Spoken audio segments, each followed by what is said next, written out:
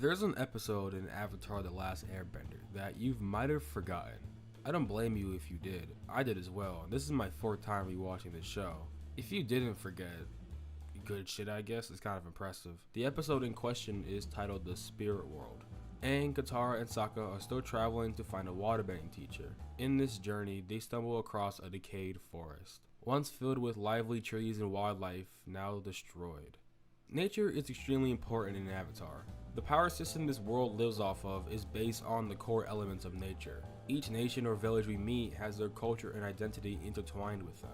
The Fire Nation has been generational terrorists for a long time now, and compared to the other elements, fire is alive.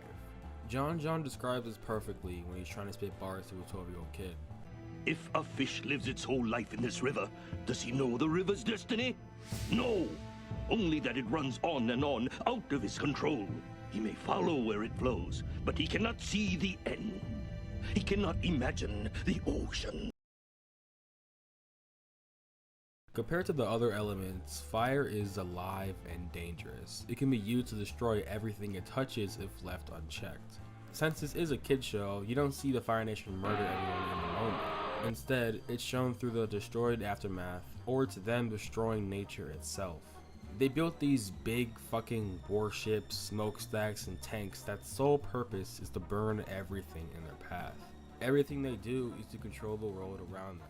In the episode The Painted Lady, the Fire Nation built a factory in a small town, and it polluted the river so bad to the point where their village's main source of income, fishing, is diminished. The sky is always clouded by smoke. The land full of life is now gone. Anywhere the group goes, they see destruction everywhere caused by the Fire Nation. In the last couple of episodes, Ozai gives himself a promotion to the Phoenix King. The Phoenix King!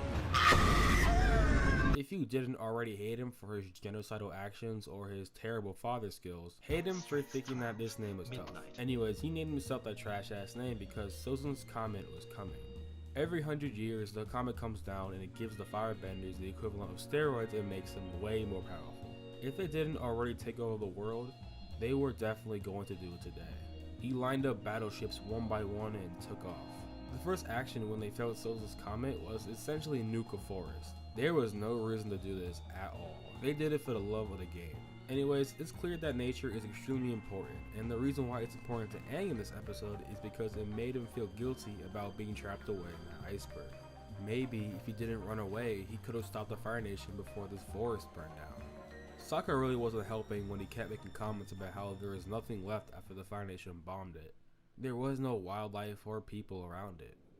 It was awfully quiet. To cheer him up, Katara shows him an acorn. Now initially it's like when your mom buys you clothes at Christmas and you gotta act like it's peak, but this time the acorn is actually peak. Katara explains that despite the damage around them, because of the acorns left behind, the forest will regrow. Can that acorn regrow this? Who knows, it can. But the reason that it can be fixed, by a couple of acorns no less, made Aang cheer up. Later in the episode, they come across a village that's being terrorized by a spirit. Aang doesn't know how to connect with the spirit world. Most of the people that could teach him are dead.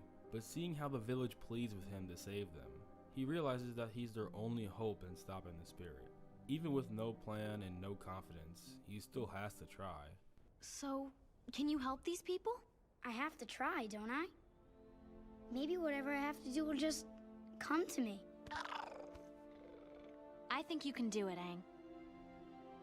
Yeah. He later finds a spirit named Heibai and quickly realizes that there's levels to this. Heibai is seemingly destroying everything without reason and is tossing Aang with no effort. Sokka tries to help fight that thing and gets kidnapped instantly. During the struggle, Aang gets knocked out, and his unconscious state leaves him in the spirit world. Katara is starting to lose hope that they'll make it out okay. It's been hours since Aang left to save Sokka. But a villager keeps that fire burning by promising her that they'll come back. In the spirit realm, Aang learns that Heibai is actually pretty chill. Heibai was originally a panda and the spirit of the village. It was only angered into this demonic state when the Fire Nation bombed the village. Due to this anger, he attacks the village and kidnaps people. In trying to reason with the spirit, Aang offers him an acorn. When I saw the forest had burned, I was sad and upset. But my friend gave me hope that the forest would grow back. I just want to remind you again how hopeless the situation was. Aang was never going to beat Heibai, and he didn't know how to successfully talk to him. The odds were not stacked in his favor. The villagers, despite being scared of the spirit, didn't waver in their belief that the Avatar can save them. It didn't matter that he was gone for 100 years. The world believed that the Avatar left them, making it seem like even the war was too problematic for the Avatar to solve. This made people believe that it's hopeless to escape the tyranny from the Fire Nation. Some people have just accepted that this oppression will live on forever and would rather sit in silence and fight back. Sometimes Aang would start to waver in his belief that he can save everyone because of how bad the world has gotten since he left. The Southern Water Tribe is struggling, the Earth Kingdom stayed shut down under the constant fear of the Fire Nation, and the air nomads are fucking dead. Everywhere they go, chaos surrounds them. The grip the Fire Nation has in the world is suffocating. The slightest bit of hope can burn bright and they will snuff it out. The only fire they can't snuff out, however, is a 12-year-old kid. Aang reacts at the political and economic state of the world and is still hopeful in seeing it throughout. Despite how great this show is, one of the few criticisms I see this show getting is Aang's decision not to kill Ozai. A lot of people in general are upset at characters' decisions to not kill off the villain of the story after all they've been through. Batman and Joker, Ellie and Abby, Naruto and Pain. There's compelling arguments for both sides, but I'm starting to see a lot of resentment from people who don't like to see when characters do this. And Aang gets the most flack out of these characters when discussing why he didn't kill Ozai in the first place. After damn near taking over the world, killing thousands, millions even, and worst of all, still thinking that the Phoenix King is a tough nickname. I get it! When it's finally time to throw wands with Ozai, Aang freezes up, despite almost killing randoms for trying to make a living. I really like how Aang knew that he had to defeat the Fire Lord to restore balance. Everyone told him this, that this was his destiny to do so. But he never thought of killing him, only beating him. The group thought that Aang was already on board with him killing Ozai. They were genuinely confused why this monk was conflicted about killing someone. Historically, it wasn't in Aang's favor. We saw the result of the previous Avatar failing to kill Sozin when the problem arose, thus causing Sozin to betray him later on and start the war in the first place. When Aang calls the other Avatars, they all basically say, you gotta do what you gotta do in the nicest way possible. Even Yang Chen, the previous air nomad Avatar, said that he had to sacrifice his own beliefs to bring balance to the world. It must have been hard for Aang to hear that, because I'm pretty sure she was the first air nomad Aang talked to in 100 years. And she says to put down the beliefs he lives by, his nation lives by all means to save the world. Aang himself is a non-confrontational person. He actively tries to avoid all conflicts even when pressured. His fighting style is trying to run away from the person, and if he can't, he subdues them in the most harmless way for his bending style. He treats everyone with respect and thinks that everyone deserves a second chance, and in the case of Zuko, multiple chances. When Aang was training with Zuko, he was struggling to meet Zuko's demands because he didn't have the spirit. Zuko wanted him to imagine striking through his opponent's heart, and despite Aang trying to do so, he couldn't produce the best he could have. All bending styles took a while for Aang to learn besides waterbending, but firebending is different in the way benders use it. Benders always feel and look like the element they're controlling. The choreography does wonders to show how different benders fight. Water is cool and smooth, earth is rigid and stiff, air is free and aerodynamic. But firebending looks like it's made with the full intention of burning you alive. Fire destroys everything, and you need the resolve that it will hurt other people badly if you're not careful. This is a tough bending style for Aang to learn. This essentially went against his beliefs, especially when he realized he had to fight Ozai before or during the comet. He was planning to fight him before so he can hone his skills longer, but since the deadline came up unexpectedly, he had to face mastering such a dangerous style. The group acknowledges that Aang without the Avatar state will lose to Ozai, and he barely has firebending in his catalog. Imagine having all this happen, and then the Avatar leaves without a trace. Normally people would have been justifiably upset, crashing out, or killing themselves over the Avatar leaving, but not them. They are rightfully worried and try to find him for hours but can't seem to find him. After not finding him and linking up with the Los Angeles Clippers, they still push on with their plan, with the hope that Aang will come back and kill Ozai. Keep in mind the last time they interacted with Aang was in an argument about killing Ozai. It low-key looks like a repeat of history. Aang got trapped in the iceberg because he was stressing the responsibility of being the Avatar and ran away. Now his responsibilities are tenfold and now has seemingly run off again. But the people he's met have hope that he'll come back. Despite all the internal conflicts Aang is going through, they have faith that he'll pull through because he's always came in when needed. Sure, he's failed a lot over the series, but he's won a lot more than he's supposed to given his circumstances. So they trust that he'll make the right decision despite him taking an inherently selfish stance this late into the war.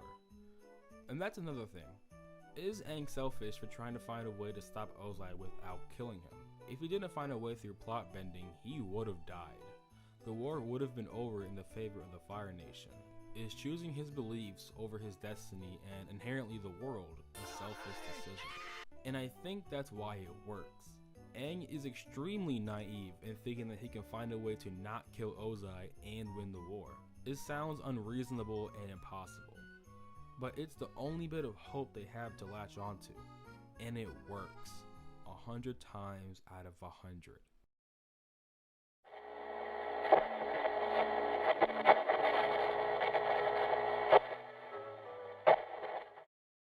I wasn't planning on making this video. To make a long story short, in my last video, I said that I would stop living into my childish delusions and start to finally be involved in politics. I'm not old enough for it to be a major issue, but it was getting to a point where I needed to learn it. Ever since then, I immediately failed. Although it's good to be informed of what's happening in today's society, I low-key miss my ignorant self. My internet algorithm right now is cooked. Learning news is the most depressing thing ever. Matter of fact, the entire internet is full of pessimism and depression now, even if it's not obvious. The most obvious example I can think of right now is probably Twitter. Twitter's reputation as an app is basically to catch your attention with the most insane takes of all time, and it subconsciously makes you react. Some new drama always appears out of thin air and it always grabs our attention. Even if you're not fully invested into it, sometimes watching from a distance can be close enough. We associate drama with everyday life. Most media we consume and enjoy have drama baked into the story to get us invested. It is made with the sole purpose of getting us addicted to wanting more. And yes, I know it's absolutely my fault for having Twitter in the first place. Twitter has a mix of discussing important issues mixed with unimportant issues. I feel like social media, at least in the way I use it, is to escape reality. But with the constant bad or fake news, people that rage bait for attention and other random shit, it gets mixed into this disfigured face that no one should give a fuck about. It gets to a point where what's trending is Aiden Ross making a boxing event with Gypsy Crusader.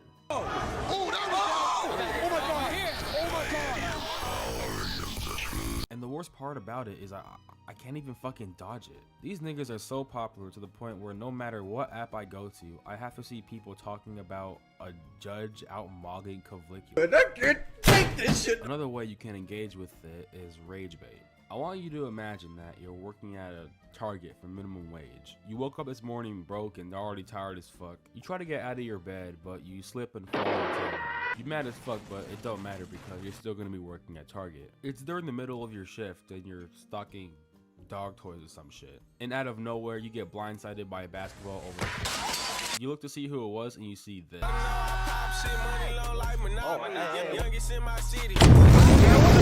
You probably already know the term rage baiting. In simple terms, it's just to make other niggas mad for fun.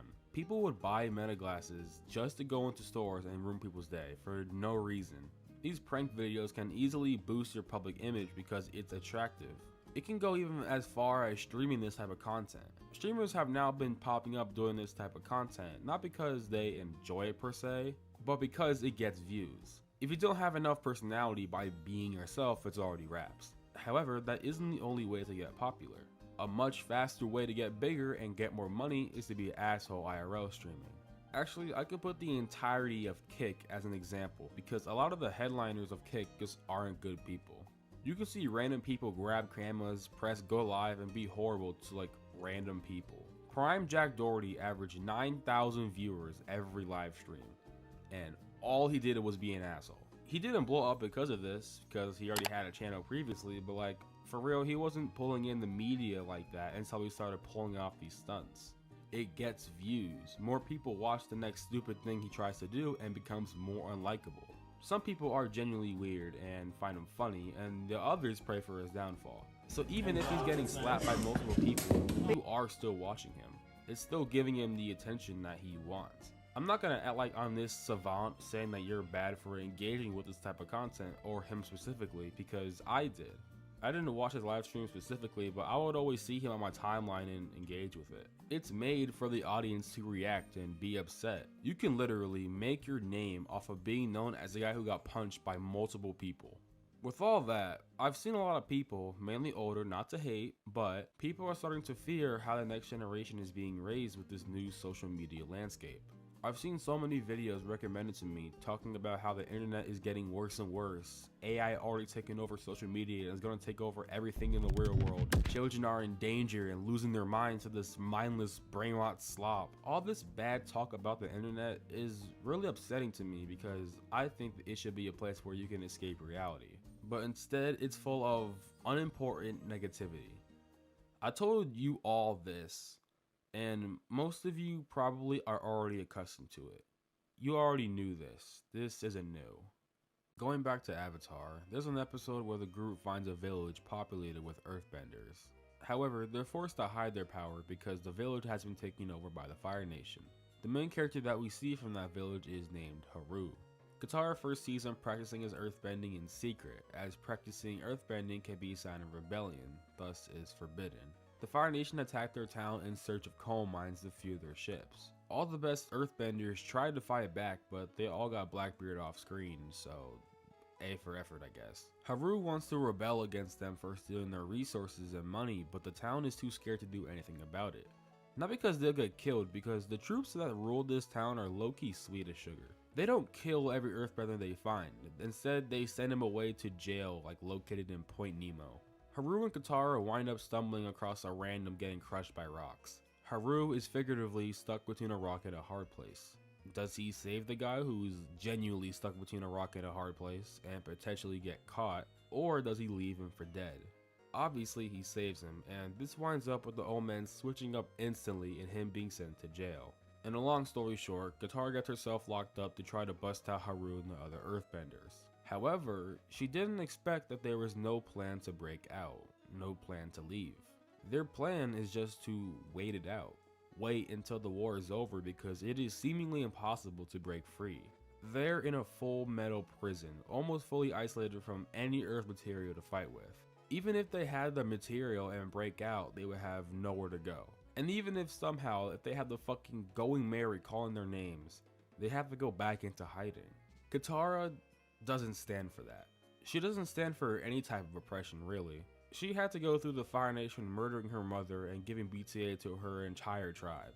And ever since then, she had a grudge on the Fire Nation, much like the rest of the world. Unlike the rest of the world, she doesn't let that stop her. Compared to Sokka and even Aang, if she sees someone being oppressed, she'll be the first one to help. Sokka wouldn't be morally against it, but would rather not be involved in it for the safety of their own lives. Aang also would like to get involved, but usually acts when problems come to him. Aang's personality wants him to avoid conflict, and that sometimes clashes with Katara wanting to help as much people as she can. She can't stand to see the world being crushed like this, and her rebellious personality is seen as admirable but naive. Not being able to stand the prisoner's silence, he tries to rally them into a riot, and all of them look at her like, who the fuck is this? She's deeply upset that she can't make the earthbenders fight back. This episode is also similar to another episode in the third season called The Painted Lady. A town that once thrived off of fishing has gotten overtaken by the Fire Nation. Their water is polluted due to the Fire Nation putting a factory near their river and letting all the excess go into the river. Katara is the first one to speak up and wants to help, but Sokka shuts it down immediately. As they explore the town, they see the residents are starving and getting sick. Even Appa gets sick from the shit that he was eating.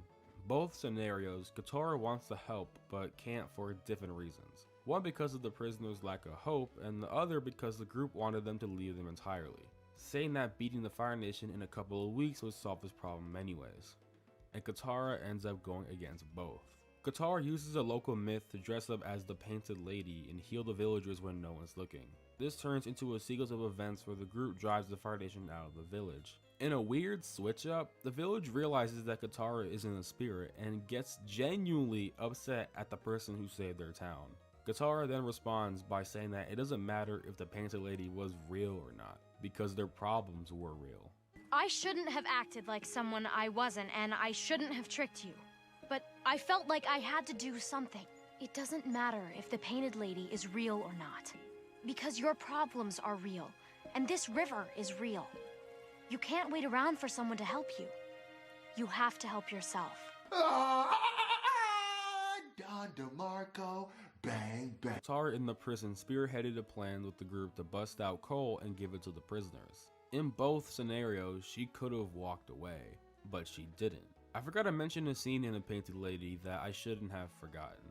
After Katara and Aang break the factory, Sokka screams at them for sneaking out and potentially getting them caught. The Fire Nation isn't happy that they got their chain snatched and goes to wreck the village that he deems responsible. Sokka yells at Katara that she should have feigned ignorance and walked away, in which she yells at him back. Ignorance is used in Avatar in a multitude of ways. It's shown that ignorance is not always due to a lack of information. Could be done on purpose, but not with malicious intent. Those earthbenders back in the village weren't staying silent because they were endorsing the Fire Nation, but because fighting appeared worthless. The biggest opposing force the world had against the Fire Nation, the Avatar, vanished when things started to heat up. To the world, it seemed like even the Avatar had no hope in defeating the Fire Nation. The world had to adapt to the Fire Nation and the Phoenix King's oppression. So when Ba Sing Se outlawed even uttering the war's name beyond their walls, it made a society built on a collective pretense. If you mentioned it, it would ruin your sense of security. That willful ignorance provided temporary peace. On the outside, the city seemed like it was thriving, standing proud as one of the only cities untaken by the Fire Nation. That big ass wall was their image for the entire world to see. However, if the war ever bled into the city, even by mentioning information, the Dai Li thought it was necessary to control and brainwash the city into thinking that it's all peace and love out there. Their society could collapse and make the citizens waver their trust in their leadership, and that's the last thing they want when they're trying to stay stable during a war. And society did end up collapsing. The Earth Kingdom didn't know what to do when the Fire Nation actually arrived. This forces the group to solve this problem on their own, and they even couldn't finish it. I bring this up because this is how a lot of discussion on current politics is being held online, because some people are showing off different signs of ignorance. Particularly, what's happening right now is being made as a joke. I understand to an extent why people make jokes at a time like this. It's better to laugh than to cry. But you can kind of tell when someone's making a joke because it's how they cope without reality, and people who make jokes just to get a reaction. And I'm not saying that all of them are malicious with being ignorant, but sometimes you just need to learn how to read the room. I was scrolling on TikTok when some of the new Epstein files came out, and a lot of the comments on this post just aren't serious. Just look at this. Some of the most deplorable shit has come out about our politicians, and this was your first reaction? It looks like they don't care enough. Obviously they all probably care, but this isn't the way for discourse to happen. I'm seriously living in a timeline where I am looking at an AI edit of Charlie Kirk, Diddy, and Epstein as the Avengers. It's just clearly not being taken seriously. Every shocking news that's happened has been turned into memes, and that meme eventually turns into something that's forbidden to talk about because that meme is dead. It's normalized to just accept these things because it happens so often. Social media pushes so much misinformation and uses information to distract us. So when something genuinely insane happens, people are desensitized to it. There's an episode where the group has to bunker down in Fire Nation territory for a while, and Aang gets mistaken for a Fire Nation student. He then settles in for a bit and wants to stay at the school more because he can learn more about the Fire Nation. In the show, the Fire Nation has been portrayed as just bad. No one's arguing against that. I'm not completely confident in what I'm about to say, but most of the people in the Fire Nation that we've seen throughout the show have been evil. The most evil being the rulers, the wardens, and the mercenaries. The nicest ones are people who are complex in what they believe the Fire Nation is and should be, Zuko and Zhang Zhan. But we mainly see mercenaries being puppets to Ozai's bidding. So in my mind as a child, the Fire Nation was full of hostility and violence. Maybe not those words specifically. I probably didn't know how to spell hostility at the time. But when they entered the Fire Nation, it was weirdly casual. I expected the Diamond Gym, not Connecticut. Most of the kids are nice to Aang and accept him. Aang has a hard time accustoming to fitting in what the Fire Nation is teaching. He fucks up the national anthem, he can't play instruments, and he corrects some misinformation about the air nomads that was being taught. Later in the season, the group goes to a play about their adventures, and it's written with the purpose of making the group look like a bunch of dumbasses who go against their way of life. And it ends up with the group getting murdered. The people attending are roaring in applause. They're products of an environment that discourages scrutiny. They were normal kids like Aang. It's not their fault that their mindset is so misguided. But characters like Zuko chose to be more aware in order to form a better path for himself. I think that a lot of people don't want to be misinformed on purpose and act with malicious intent. And I also know that a lot of people just lack critical thinking, which is all the more reason to act more diligent now when misinformation is so easy to fall for. With all the news circulating around, you turn to social media to distract yourself, and it's even more mind-numbing content. That content is shoved into our brains constantly. There's so much information to take in that it's inevitable that we would feel numb to it. And when you feel numb to it, it makes the information you see feel hopeless. The amount of comments I've seen from people saying it doesn't matter because we can't do anything about it. Why try? Why have productive conversations and take action when you feel alone? The easiest option left to do is to give up. After the Fire Nation took over Ba Sing Se, they didn't feel like they had full control over them. The Earthbenders would throw rebellions constantly. It wasn't enough to overthrow Azula and the Dai Li, but it was just enough to stop them for a bit. Ozai considered putting more soldiers in to keep the city from stepping out of line, but he decided to ask Zuko for suggestions. Even for a short time, he lived in Ba Sing Se as a commoner, lived with the people on the ground, and felt like what it's like to live as one of them. Despite the huge flaws Ba Sing Se has, the place was viewed as a beacon of hope. Their wall acted as a barrier to keep harm and information away from Earth Kingdom culture. Going to Ba Sing Se, we see many refugees going into the city. It's known as a place where you can restart life anew. The brainwashing and propaganda made it seem like this place was invincible to any outside threat. Despite the methods to contain that idea, the people's morale are still intact. The Tales of Ba Sing Se is an episode where we just see the characters interact with the city. Katara and Toph try to be normal by getting makeup and pedicures done. Iroh goes around interacting with multiple people, helping some and changing their perspective on things. Aang makes a zoo because why the fuck can he? And Zuko finds a person who has a crush on him. It's all so peaceful. Seeing people love and celebrate life is a city who hasn't lost their spirit. Zuko acknowledges this as their biggest strength, and Ozai responds by wanting to take away their hope. His plan is pretty straightforward. Use the power of Sozin's Comet. Sozin's Comet grants a firebender an immense boost of power. The previous Avatar, Avatar Roku, lets Aang know in the first season that he has to master all elements before Sozin's Comet appears. It's treated as this benchmark, that if the comet appears and Ozai isn't defeated by that point, they lose. The final battle is treated as a last Hail Mary attempt. The Fire Nation already took over Ba Sing Se, announced that the Avatar has been defeated, and their attempt to beat them during the eclipse fell apart hard. The worst possible scenario has become reality. There's no more room for uncertainty and double guessing. For the safety of the world, we need a ground to stand on. Maybe you could have not run away and tried to beat the Fire Nation back then, but you can't anymore.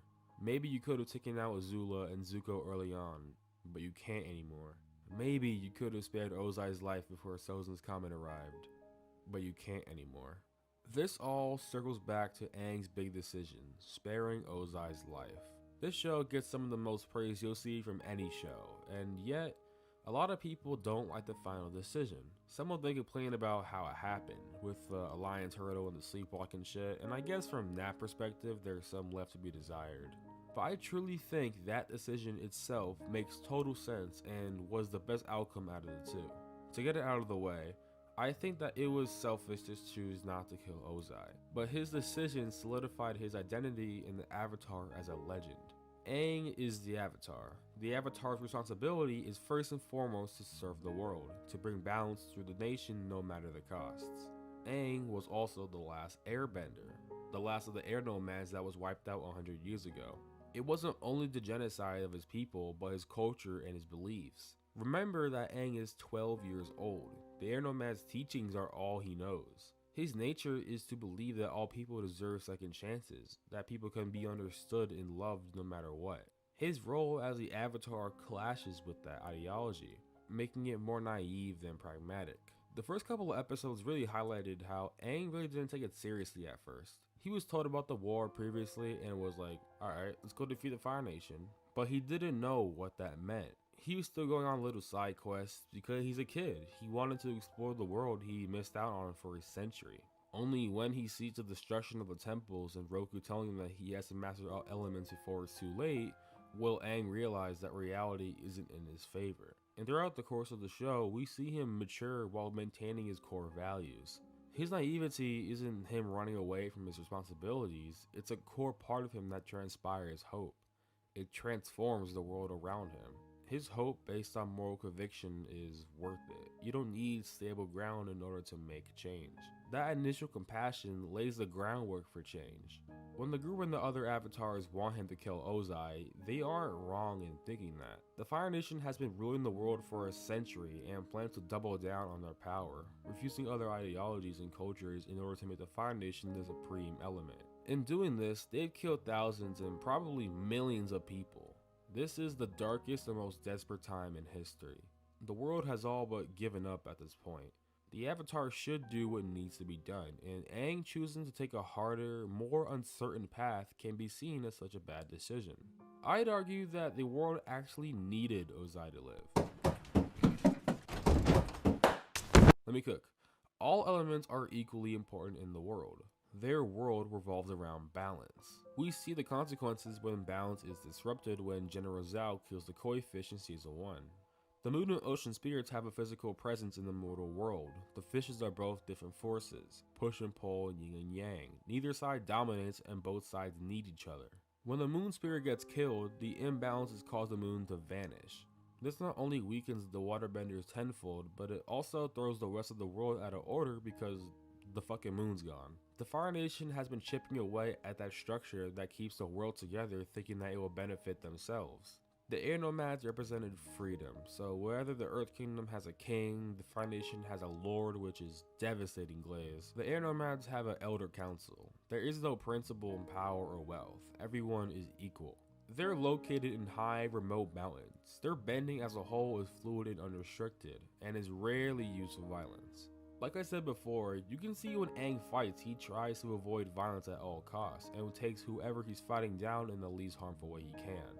The refusal to overpower someone and kill another person avoids harmful cycles like revenge. It's no coincidence that when the Fire Nation wipes out the air nomads, those moral values, the freedom that they had also goes. The world doesn't have a whole nation with their cultures and values. The world is out of balance because of that loss. And Aang is the last person to have that value. Aang is an air nomad before he's the Avatar. His personality is from the air nomads and they've been dead for a century. So that type of naive personality moral system is gonna clash with the world which has adapted to war being inevitable. Many characters wish that the world would change, but have been stuck in a world where the grandparents have been controlled by the Fire Nation. They grew up in this environment, so they get to a point where they abandon hope to survive. Aang's personality allows him to make friends and show other characters that there's other ways to think. Aang repeatedly trusts Zuko, despite Zuko hunting him all the time, repeatedly getting him into trouble. Zuko thought he had his destiny written in the stars. He had to capture the Avatar. He had to restore his honor and sit beside Ozai as a potential heir to the throne. He couldn't fathom another path for himself. Aang and Iroh installed the belief to find his own destiny, that he can do more things than be an instrument of violence. Besides Iroh, Aang was the first person to have faith in Zuko's ability to morally change. Fire Nation people in general are hated and feared wherever you go. It doesn't matter if you're a soldier or a civilian. Zuko himself found that out when he said the group of people in the Earth Kingdom.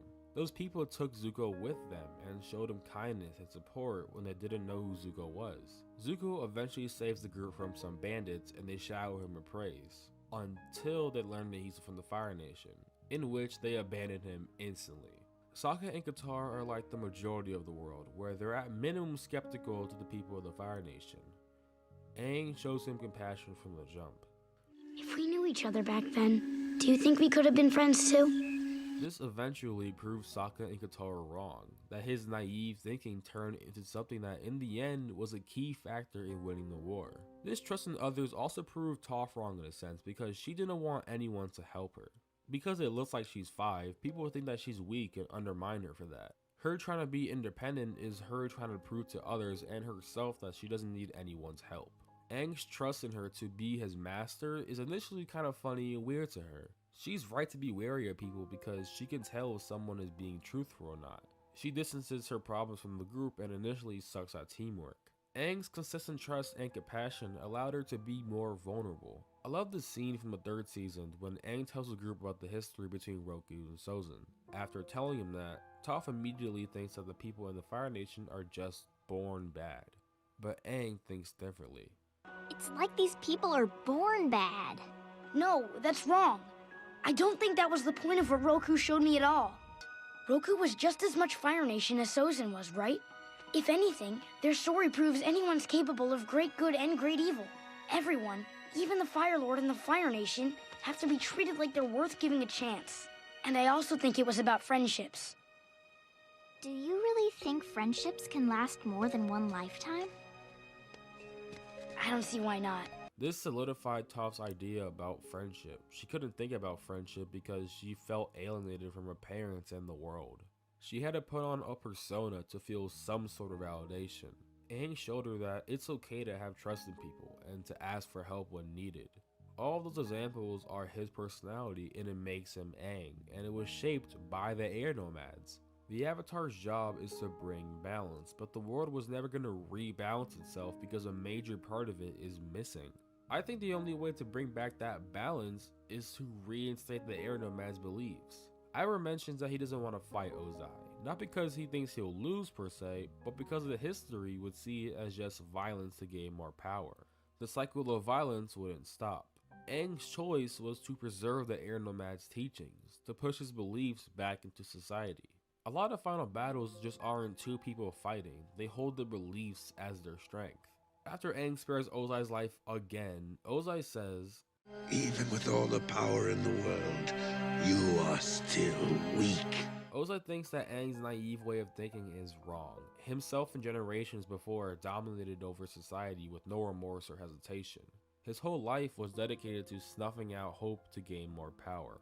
Even though Sozin tried to wipe out Aang before he can flourish his bending, Ozai is still confident that he could win. Not only through the strength given to him by the comet, but also due to arrogance. No one has been able to oppose his oppression before.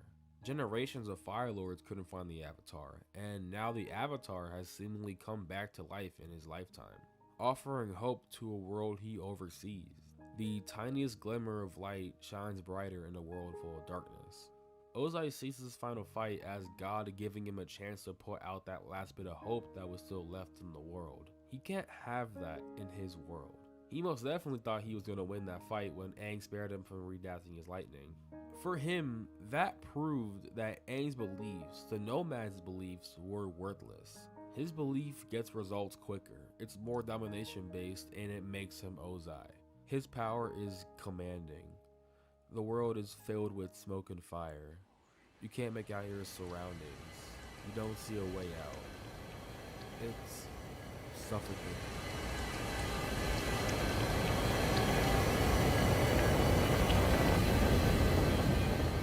Without the Avatar state, what if I'm not powerful enough? I don't know the answer. Sometimes life is like this dark tunnel. You can't always see the light at the end of the tunnel, but if you just keep moving, you will come to a better place. Aang wasn't wrong for sparing Ozai. His belief that all life is sacred can be seen as childish, but his naivety was his strength. Everything Aang did, intentionally or just due to his nature, showed that having more faith in other people can change the world. And maybe change someone so much that an entire fandom thinks he should have gotten with your girlfriend. It's like if you're walking down the street and someone gives you a compliment. That makes you feel good, and maybe you might feel compelled to do something like that to someone else. That action alone can start a cycle of peace. When conviction is lost, hope can be the groundwork for rehabilitation. You can like Aang's character for a lot of reasons, but one of them is probably his determination to challenge Ozai's beliefs. What better way to install the value of freedom that the air nomads took with them by peacefully resolving the war? Hope blossoms throughout all of us, and it can shape out things that are valuable. And that's what I want to tell you. To stay hopeful in these insane times. To not fall into a negative mindset about the world. Me saying that out loud sounds like you're hearing your child say that shit and you're like, "Aw, that's cute." You probably agree with that statement, but I think it sounds naive and childish because it sounds impossible, or at least not as simple. With how the world seems like it's trying to push you into a hopeless direction, I need you to know that the world is still valuable.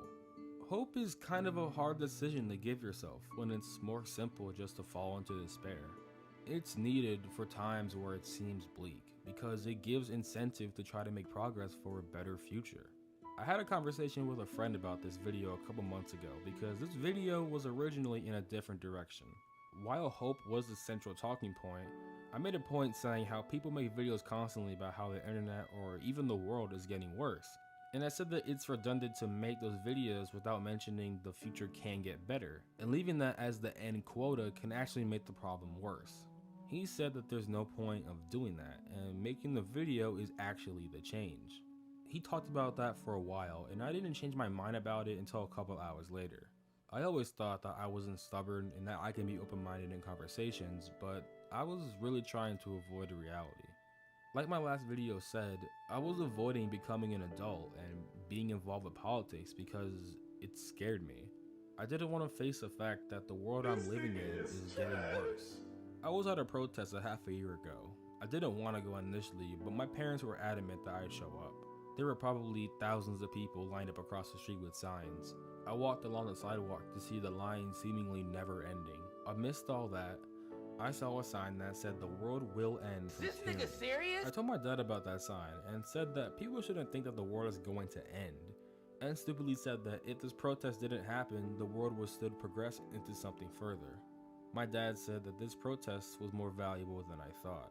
Because these people aren't nihilists. They don't think the world is inherently worthless. They're here because they want to see a better future. Now I agree that those videos aren't negative, the world sucks propaganda. People wouldn't be making those videos if they didn't care. And those videos are sparking up much needed discussion, whereas conversations on both sides are hard to find. That's why I really hate those Jubilee 1v20 videos. Sorry for the random stripe, but like those videos are like designed to piss people off. They aren't having a productive conversation. Actual videos discussing how the world is gives people the opportunity to discuss it in a more civilized manner. And that itself is progress. That is feeding into the hope in which I value and I want people to value. To speak up about your values and opinions, you have to give yourself the hope required to have faith in humanity. Faith isn't obscure and uncertain. It's something grounded and realistic. And when I'm talking about hope, I'm not talking about just hoping that change is gonna happen. Because while that's good to have, it's not really gonna do anything. Like, even though Aang tried to talk to Ozai before they fought, he knew that shit wasn't gonna work for her. Like, come on.